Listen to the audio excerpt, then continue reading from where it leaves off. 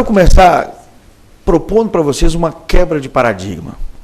A primeira quebra de paradigma que eu queria propor para vocês é que nós temos que parar com isso, que o terceiro setor no Brasil é uma atividade complementar a uma atividade do Estado. Vejam, os hospitais filantrópicos respondem hoje por 65% do atendimento de saúde nesse país. Será que nós somos complementares? Não? Será? Porque com essa ideia de que nós somos complementares, isso tem colocado a gente como se nós fôssemos, assim, dispensáveis. Não é? E eu queria só imaginar, por exemplo, alguns municípios desse país com uma Santa Casa sem fazer atendimento filantrópico, sem atender pelo SUS. Eu queria só imaginar um pouco desse cenário dentro do Brasil. Nós temos que lembrar que quando esse país não tinha a maravilhosa estrutura que tem hoje, as entidades para as quais eu trabalho, e as entidades aqui representadas também pela Igreja Católica, faziam a parte social desse país durante décadas e décadas e séculos. E, de repente, agora nós passamos a ser complementares. Será que o terceiro setor no Brasil é complementar realmente? Quando eu digo que precisamos quebrar esse paradigma, é porque, infelizmente, o Estado brasileiro também está passando por uma crise. Quando eu digo Estado brasileiro, eu não estou falando de gestão de esse partido ou daquele partido, não. Eu atuo muito na América do Sul. E uma das coisas que eu criticava muito os nossos vizinhos, né, nós estamos começando a ter no Brasil. Lá, nós tínhamos uma luta dentro do próprio Estado. Só que em alguns países da América do Sul isso justifica. Por quê? Porque você tem uma cidade grande que é de índios, outra que é descendente de europeus, outra que é descendente de...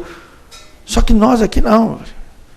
Nós somos descendentes de tudo e de todos. E qualquer lugar onde você for, nós temos pessoas de nações espalhadas no mundo inteiro. Mas esse fenômeno também está acontecendo no Brasil.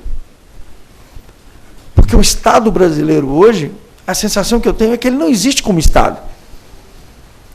As nossas conversas aqui entre os colegas é assim: bom, nós vamos ter problema com a Secretaria da Fazenda. Por quê? Porque o grupo da Secretaria da Fazenda não é o mesmo grupo do MEC. O grupo do MEC que é outra coisa. Que, diga-se de passagem, não é o mesmo entendimento do Ministério da Saúde, que tem uma outra postura e uma outra forma de gestão. E veja, o que seria hoje das entidades do terceiro setor se não tivesse alguns advogados, uma comissão de direito do terceiro setor, que tivesse interesse em entrar nesse assunto. Eu ainda brincava com o doutor Marcos, eu falei: doutor Marcos, eu estou com um problema, porque a sensação que eu tenho é que o seu escritório não faz mais nada, só o terceiro setor. E eu fui descobrindo que o escritório dele tem uma série de outros departamentos tão competentes quanto o departamento que atua no terceiro setor, mas o terceiro setor é tão carente que onde ele chega, ele toma um lugar. Já viu aquelas crianças carentes que quando chega ela quer atenção de qualquer jeito? Assim é o terceiro setor dentro das instituições. Por quê? Porque uma coisa que é essencial no mundo inteiro, no Brasil tem sido visto como uma coisa complementar.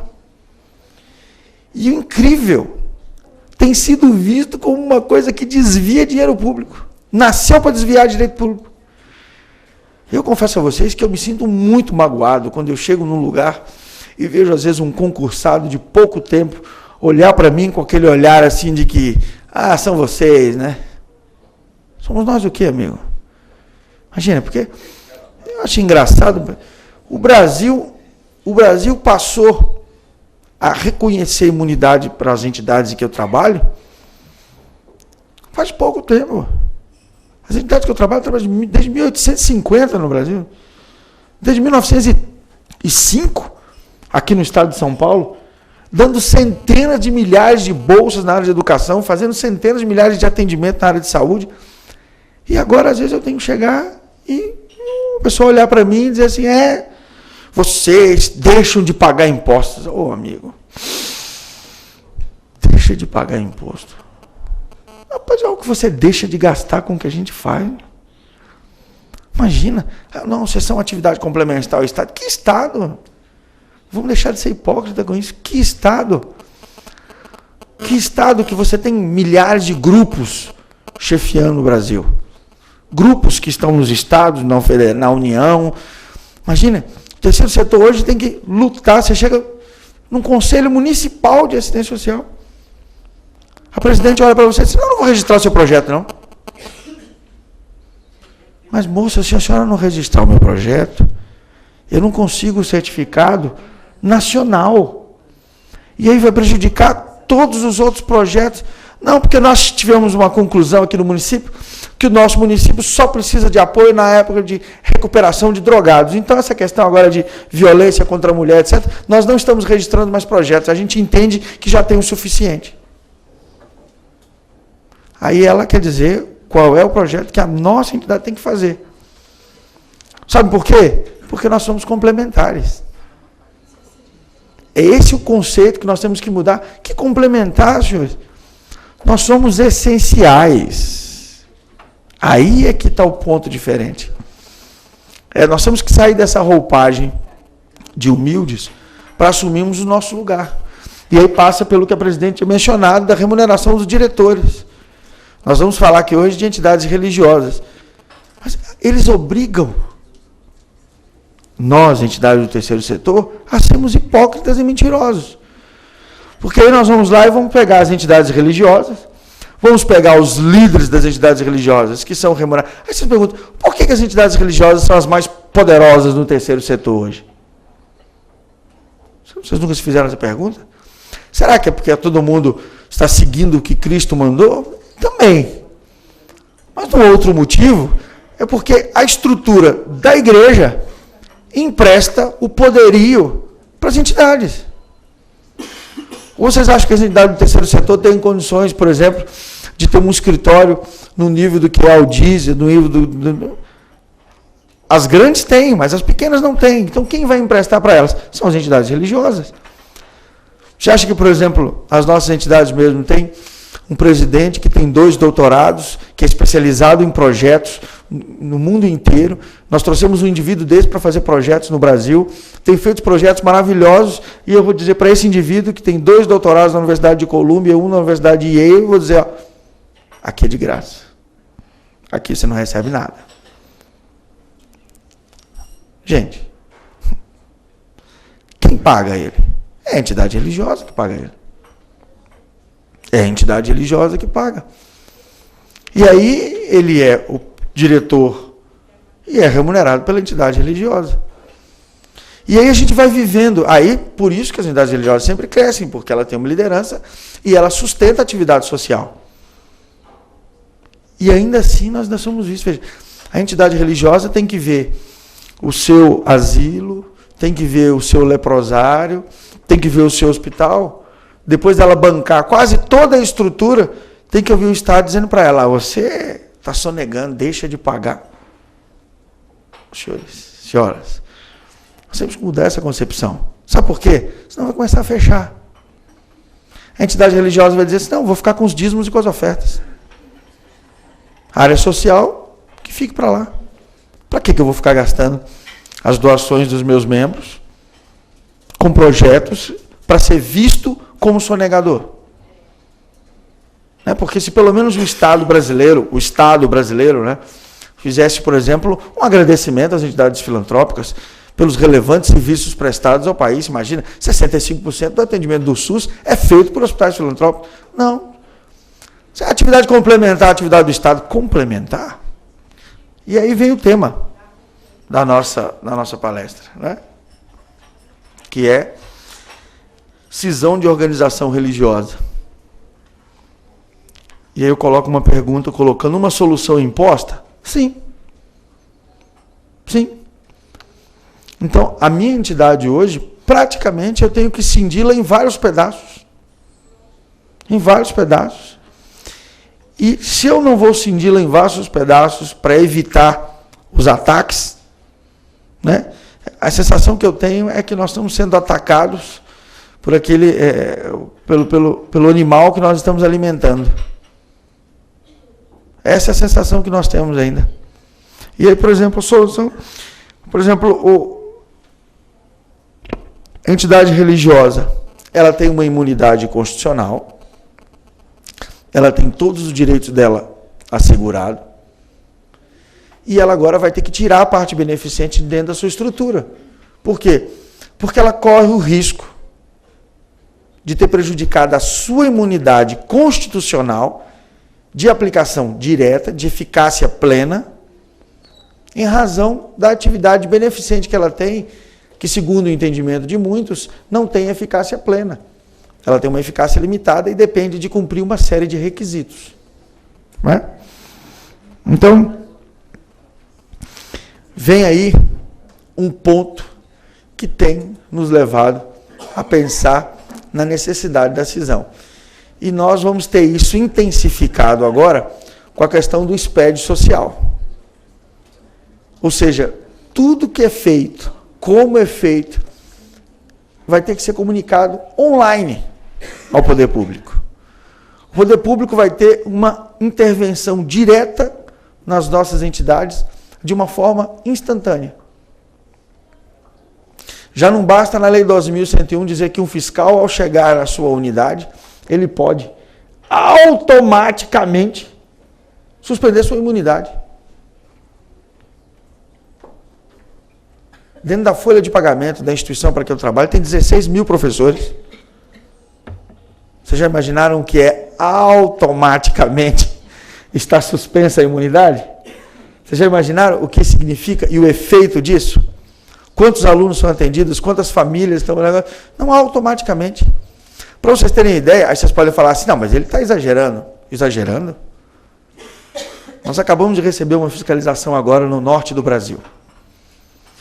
Só no norte do Brasil nós temos 8 ou 9 lanchas que atendem a comunidade ribeirinha, com médicos, com enfermeiros. Recebemos uma fiscalização e a fiscalização disse, eu percebi aqui que o certificado de vocês foi renovado automaticamente com base na medida 446, na medida provisória 446. E eu disse para ele, foi, mas não porque eu quis. Eu tinha o meu relatório pronto, eu tinha todos os requisitos preenchidos, e eu tinha tudo para dar entrada no meu relatório no CNAS. Mas foi o Estado brasileiro que disse para mim, o seu certificado está renovado com base numa medida provisória. Não foi porque eu quis, não. Saiu no diário. E como é que eu ia protocolar o meu recurso, sendo que o Estado tinha acabado de dizer que meu certificado estava renovado? Eu não tinha o que fazer. Mas eu estou aqui com uma liminar de uma ação ajuizada pelo Ministério Público, em que foi suspensa os efeitos da medida 446. Aí eu disse para ele, senhor fiscal, só que eu estou aqui com a petição dizendo que o Ministério Público desistiu dessa ação e ela foi arquivada. Aí ele disse, aí não é comigo. Eu digo, aí é com quem então? Ele disse, não, aí não é comigo, a instrução que eu tenho aqui é que as instituições que tiveram renovadas pela medida 446, eu devo autuar e suspender automaticamente a imunidade. E vocês estão achando que ele não fez isso não? Ele autuou 22 milhões de reais. É o valor do auto de infração. Aí vocês olham para mim e dizem assim, mas é claro que você vai derrubar esse auto. Eu digo, é claro que eu vou derrubar o auto. Mas e até lá? Vocês já imaginaram? Sabe o que aconteceu? Todos os investimentos que nós tínhamos para a região foram cancelados. Até que o problema se resolva. E aí eu fiz a entrada na defesa, lá, em Belém. Aí pegou fogo na delegacia regional, lá, da Receita Federal. Aí o meu processo se perdeu.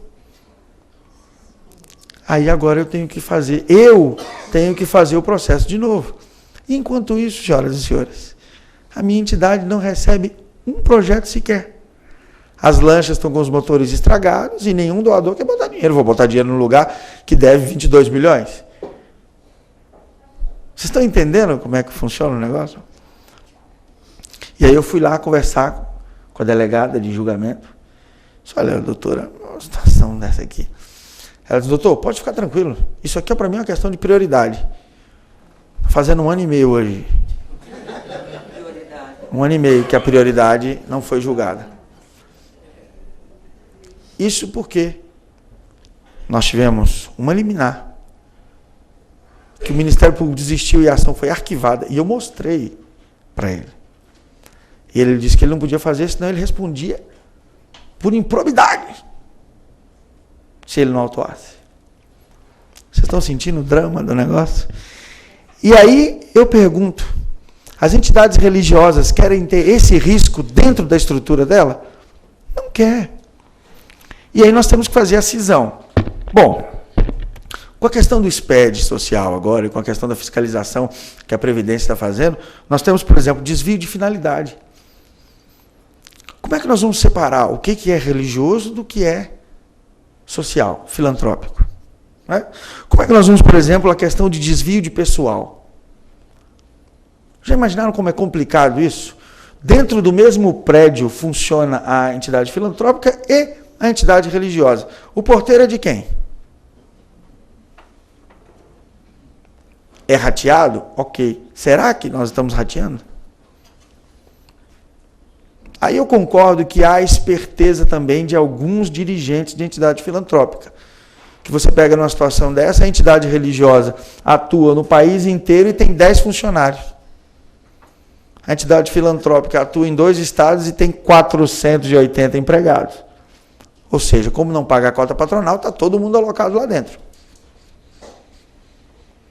E aí eu entendo que a Previdência pode, realmente, e deve fiscalizar. Ninguém está dizendo aqui que não deve fiscalizar. Mas isso tem que ser um trabalho muito bem feito, muito bem trabalhado. Bom, desvio de verbas, eu não preciso nem dizer. Hoje, nós temos um cuidado muito grande com as instituições em que a gente trabalha, porque às vezes o dirigente religioso, e eu atuo diretamente com dirigentes religiosos, de quase todas as religiões, mas especificamente na religião em que eu trabalho com as instituições, acontece muitas vezes, do indivíduo estar ali no meio do negócio, não, esse hospital está ganhando tanto dinheiro, a minha entidade religiosa já colocou tanto dinheiro no seu hospital durante tanto tempo, por que ele não pode fazer uma igrejinha para mim aqui nesse bairro pobre? Concordo? Na cabeça do dirigente religioso, isso às vezes é uma coisa paradoxal. Veja, como é que fui eu, entidade religiosa, que construiu o prédio desse hospital todo e ele não pode depois, com a lucratividade milionária que ele tem, fazer aqui um templozinho nessa igreja pobre? Não pode. Não pode. Então nós temos que ter muito cuidado com isso. Por isso, às vezes, a importância de se fazer a cisão. Né?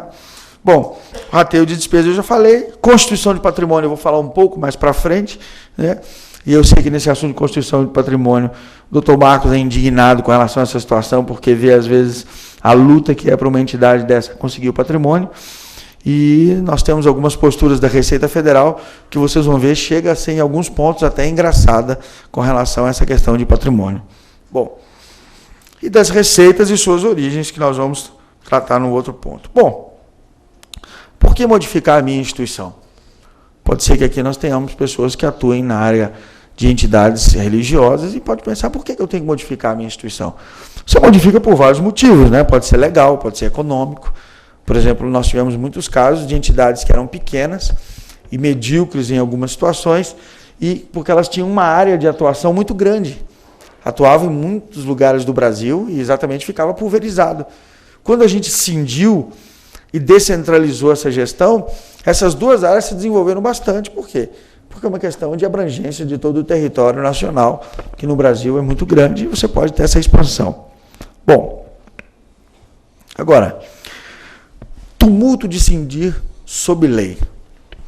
As entidades religiosas já passaram no passado por uma situação em que elas foram obrigadas, e foi a toque de cacho, repique de sino, as nossas todas tiveram que fazer essa cisão, e eu confesso a vocês que num primeiro momento a gente foi tão rápido nessa cisão que a gente se arrependeu de ter feito cisão de algumas das nossas entidades. Mas dessa vez, agora, nós estamos comemorando, porque se nós não tivéssemos feito lá atrás, nós teríamos que fazer agora. E o cenário para fazer a cisão lá atrás era muito melhor do que o cenário para fazer hoje. E isso nos fez comemorar um pouco dessa mudança. Essa é a resolução do antigo CNSS, que obrigava as entidades religiosas, naquele momento, a fazer a cisão de imediato. Bom, a matriz legal da cisão é a matriz legal das SAs. Não é? Nós vamos usar o mesmo preceito que se usa para fazer uma cisão de uma SA. É claro que com uma série de outros detalhes tributários que se agregam, dada a peculiaridade das entidades do terceiro setor. Mas esse é o fundamento que nós vamos usar. Não tem nada de extraordinário, não tem nada de sofisticado. Nós temos que seguir o mesmo rigor financeiro que nós seguimos para realizar uma sessão de SA. Bom, e sobre os efeitos? Aí fica um ponto importante para que a entidade religiosa se preocupe, né? Que diz que, sem prejuízo do disposto no artigo 33, a sociedade ou a entidade que absorver parcela do patrimônio da companhia cindida, sucede essa também nos direitos e obrigações relacionados no ato da cisão. Então, esse edital de cisão, ele tem que mencionar todos os direitos e obrigações.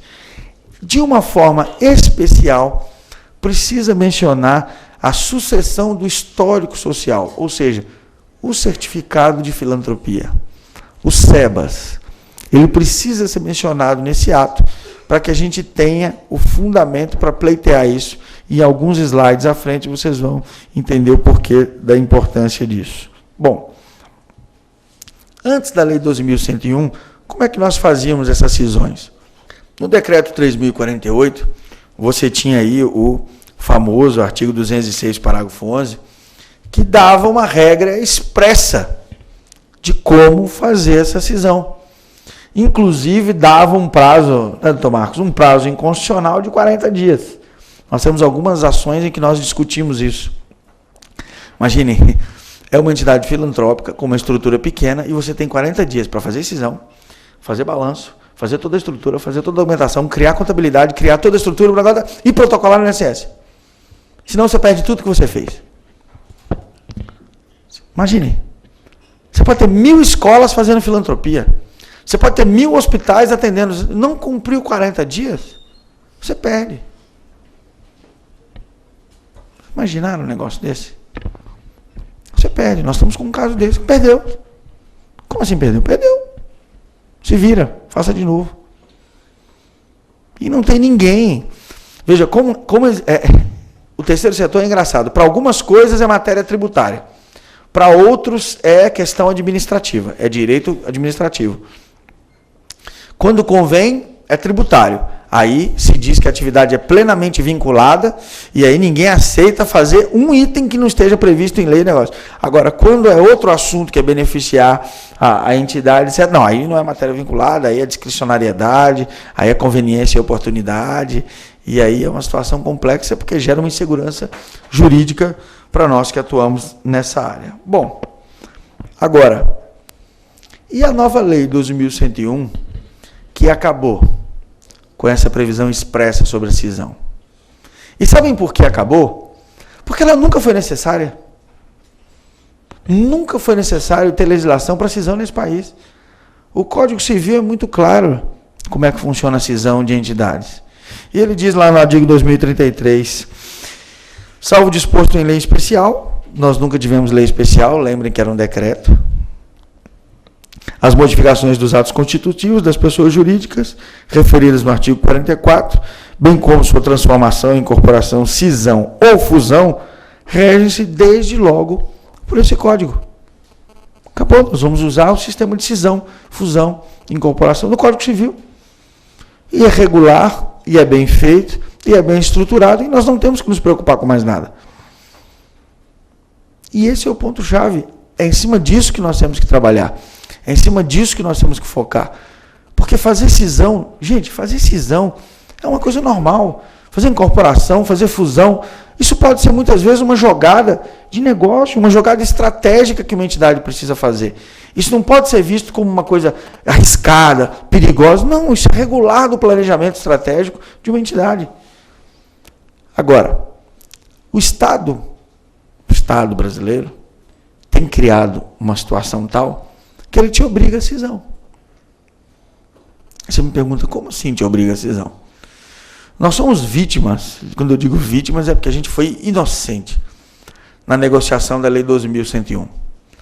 Porque na Lei 12.101, no projeto inicial, existia uma obrigação de que as entidades que são mistas, educação, saúde e assistência social, fizessem a cisão. E sabe que naquele momento todo mundo disse, não temos que ser obrigados a fazer a cisão. Nós tivemos medo de fazer a cisão, dada exatamente a quantidade de estrutura que você precisa para fazer uma cisão dessa. E aí nós dissemos, não vamos fazer a cisão. Só que aí veio a Lei 12.101 e veio o regulamento dela dizendo assim, quem atua na área de educação, saúde e assistência social tem que ter uma contabilidade segregada e precisa preencher os requisitos de cada área, sob pena de perder o certificado de todas as áreas. Ou seja, cisão. Obrigou a cisão. Está feita a cisão. Feita uma cisão na lei. Foi a coisa mais incrível e a melhor estratégia do mundo. Nesse ponto nós temos que ceder que o grupo da Previdência e da Receita foram fantásticos na Lei 12.101. Porque eles enganaram todo mundo dizendo que não era mais obrigado a fazer a cisão e obrigou todo mundo a fazer a cisão. Fantástico isso. Porque está obrigado a fazer a cisão. Porque se eu não fizer a cisão, eu coloco em risco, por exemplo, uma coisa que a Igreja Católica fazia muito, que era uma iniciativa fantástica. Ela tinha, por exemplo, um colégio na zona mais rica de Brasília, onde todo mundo pode pagar, e usava o dinheiro desse colégio para manter um leprosário no norte do país, onde ninguém podia pagar. Só que agora não pode mais. Porque ela tem que preencher os requisitos no colégio de Brasília e tem que preencher os requisitos lá no leprosário. E aí não aguenta manter as duas coisas. As freiras de Santa Catarina, do Hospital Santa Catarina, tinham projetos maravilhosos que o Hospital Santa Catarina, que é um excelente hospital, sustentava. Era o hospital que sustentava todas essas obras. Mas agora não pode. O hospital tem que fazer a filantropia dele separada e as entidades que eram mantidas pelo hospital, o hospital não aguenta manter mais e aí fecha. Foi obrigada a uma cisão em lei. E eu pergunto, quem ganha com isso? Eu queria entender quem ganha com isso. Quem ganha com isso? Eu não consigo entender quem ganha. Porque, vejam, as grandes entidades, elas vão contratar bons escritórios, ela vai ter uma boa estrutura, ela vai se reorganizar e vai dar certo. Agora, e a quantidade de asilos que simplesmente fecharam as portas? Porque não tinha uma estrutura para fazer isso. E o governo federal não criou, o governo federal, o governo estadual, o governo municipal, não criou sequer uma única secretaria, um único escritório de apoio ao terceiro setor. Um único. Nós não temos uma única política pública para ajudar e dar assessoria ao terceiro setor, principalmente aos pequenos. Aí fica tendo o doutor Marcos e outros escritórios tem que fazer atendimento filantrópico de entidades. Aí ele consegue fazer, porque as grandes pagam para o escritório e ele vai lá e faz para as pequenininhas para tentar ajudar. Mas eles não conseguem fazer para todas. E aí você tem uma série de entidades que simplesmente fecharam as portas. Né? Ou então estão pedindo esmola. Ou fecharam as portas ou estão pedindo esmola no sinal de trânsito. Quantas grandes entidades estão aí, com gente no sinal de trânsito pedindo esmola? Ajude a entidade. Que vergonha isso, gente. Que vergonha. Bom, legislação aplicável, como eu disse a vocês, nós temos aí o Código Civil. Os aspectos práticos da cisão, você precisa fazer um balanço patrimonial, você tem que comunicar ao poder público, e agora você tem que comunicar a Deus e o mundo, né? Além de fazer uma oração antes para que todo mundo aceite as suas comunicações, porque tem gente que nem aceita o protocolo, né, das suas comunicações. Aí você tem que comunicar a Secretaria da Fazenda, você comunica a Receita, você comunica o MEC, você comunica o Ministério da Saúde, você comunica o Ministério da Justiça, você sai comunicando todo mundo para não correr o risco de ficar alguém que achava que tinha que ser comunicado e não foi. Né?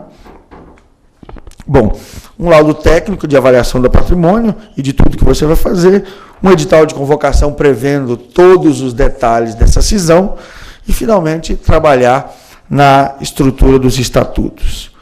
Bom, felizmente, nós temos uma jurisprudência que já nos foi favorável, né?